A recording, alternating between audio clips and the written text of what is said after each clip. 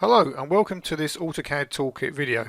I'm going to focus upon some of the tools within it which AutoCAD currently does not contain within its out-of-the-box format. The tools I will be demonstrating are Selection Filter, Spreadsheet Properties, the Legends, Polyline Wipeout, Labels for both elevations and slopes, the Create Viewport tool, and finally the Sunll Text tool. I'm going to start by showing you how the selection filtering operates. On a large drawing filled with objects, it is often a requirement to search for specific objects to modify in some way. This tool finds objects by their layers or their object types. It does not use data like sizes or lengths, etc. After selecting Selection Filter, a dialog box appears listing all of the object types contained within the drawing. I can then very quickly filter the objects I wish to modify. I can either sort by object type, layer or both. For example, I want to find all the lines, so I select type and check lines and then OK. It finds them all. With them still selected, I now want to find the lines on layers 2 and 5 only. I load Selection Filter again, and this time it only focuses upon the selected lines. I can now filter very quickly on the lines on layers 2 and 5. I'll now repeat this process and this time shortcut the system by finding all the arcs and circles on layers 2 and 3 by using type and layer at the start.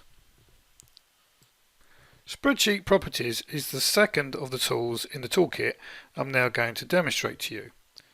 This tool performs a data extraction. Now this is something AutoCAD can achieve, but not nearly as fast as this. If used with the selection filter, it can make this process even quicker. For example, I need to select all the circles on two different layers, and they are layers 2 and 3. So I come up here and choose layers 2 and 3, pick OK, and they automatically select. Now if I use that together with Spreadsheet Properties, these are the circles that it found, and if I highlight those, they all highlight on the drawing as well, so I can be rest assured I'm editing the right things. So I'm going to change the properties in here. So if I change this to a value of 30 and copy that down, and then I want to change the layer in which they reside to layer 4. So if I do so and bring that down like so. Now when I hit apply, those changes are applied to those objects. The third tool I'm going to show you is what I call the Legends. This I can see being quite popular as I've been asked for this on courses that I've trained in the past. It creates a legend of all the blocks that are currently available, the hatch patterns that are being used, and the line types. So what is a legend? Well, it's simply a little key. So if I choose Block Legend, you can see straight away it's detected all the blocks that are available within this drawing. So not only the ones that are being used, but ones that are available. I could go down here and remove the ones I don't necessarily want to see, or alternatively I can clear the list, select this button here which allows me to add, and I can manually pick those blocks, and now those blocks are going to be the only ones that appear in my little key. And there it is. So very quick and easy.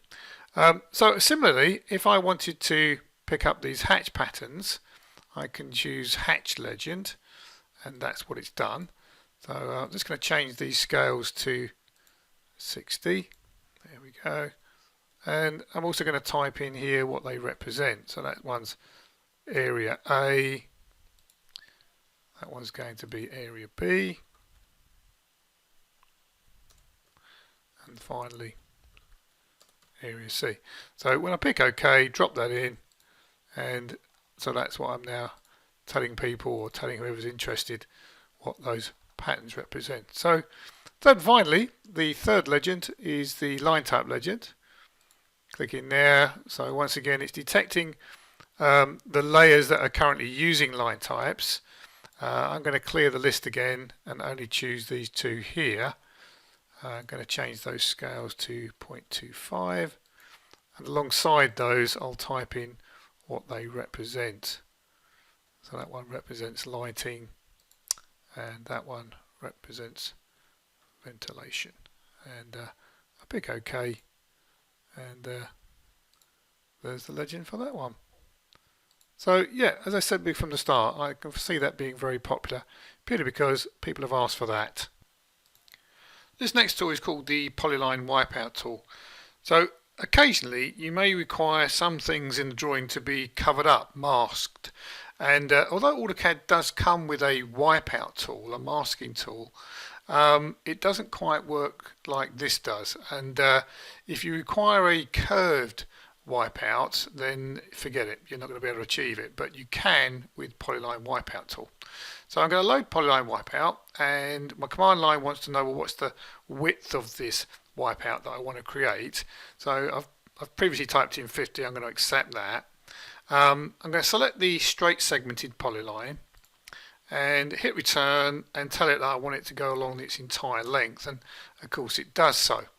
Now you can see the next polyline has a curve in it, so you'll see that this tool actually will deal with that, and which is really good. And then finally, in this piece here, I'm going to show you a slightly different method. So instead of going along its entire length, I can pick where I want the wipeout to begin and where I want it to finish, and so it's just an alternative way of doing it. So if I turn those layers off like so, you can see that the polyline wipeout is indeed wiping out. The level elevation tool adds labels signifying their elevation, ideal for any scenario where this information needs to be clearly defined, and it automates the annotation based upon the varying height stroke elevations of the line selected. It does this far quicker than manually adding attributed blocks to the ends of the lines. And I will now demonstrate how this works.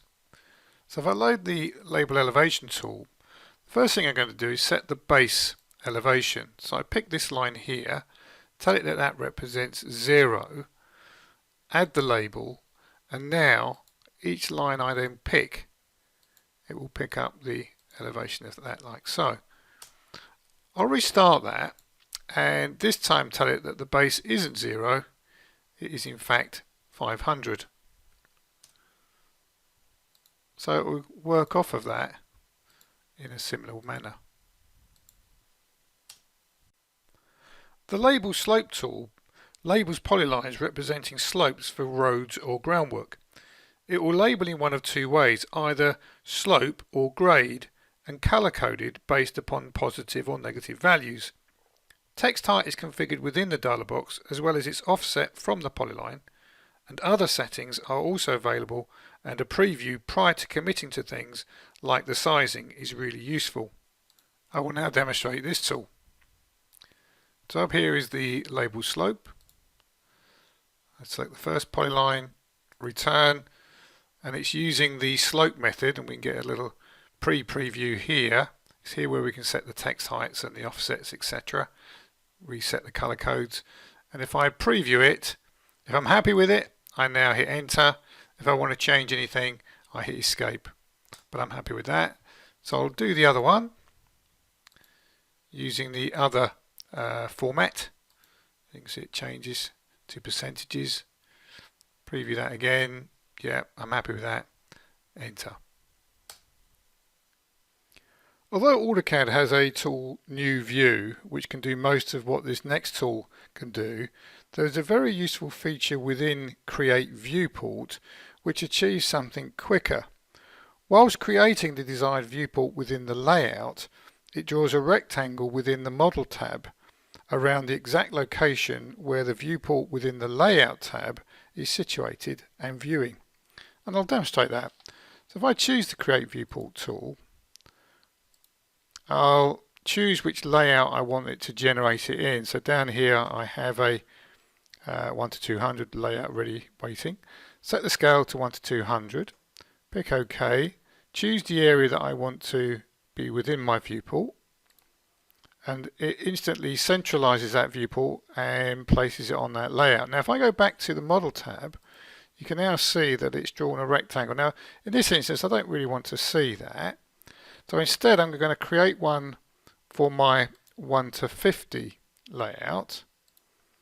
So I'll do that again. So create viewport, tell it I want it to be created on my 1 to 50 layout, change the scale to 1 to 50, click OK, put that around the office area, and it does so. So it's centralizing again on the viewport. When I go back to the model tab, you can see that it's showing me exactly where that layout, that viewport, is looking. So that's really useful.